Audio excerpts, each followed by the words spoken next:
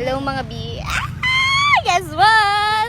Yay! After 3 months na hindi pagkikita. Eto na! Magde-date na naman kami. Yay! Eto be, prepared siya. May dalang panlatag. Oh, nice naman. Talagang pinaghandaan eh. So, kakain kami ng dating gawe, dim sum, fries, tapos drinks. Eh. So, ano nang balita sa iyo? Ikay magkwento na kain tayo. Talaga balita. Talaga ba? Talaga ba, Charmaine? Eh? Talaga ba? Talaga?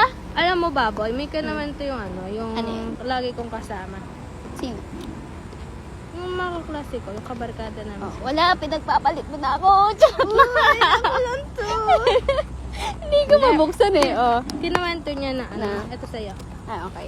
Na daw, doon daw sa Santo Domingo, meron daw doon na parang nagpapakyat siya sa Sa? langit. Oh? Oo. Kasi Tunay? daw, meron daw yon yung yung pamangkin ng kaklase ko.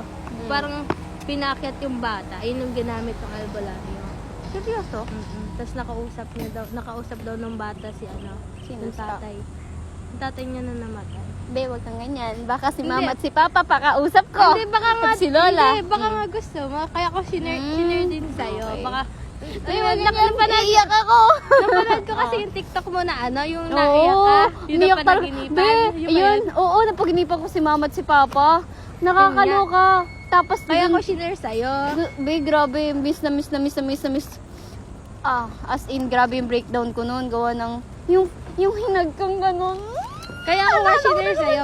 Baka gusto mo Tapos si mama din, pinag-shopping ako. Tapos, oo, seryoso boy. Talaga namimiss ko. Hindi nga, yun nga. Pinaakyat daw. Tapos kinuwento. Parang kinausap to. Nakita niya nga daw si Kain Papa tayo. Jesus. Parang depende sa'yo. May date.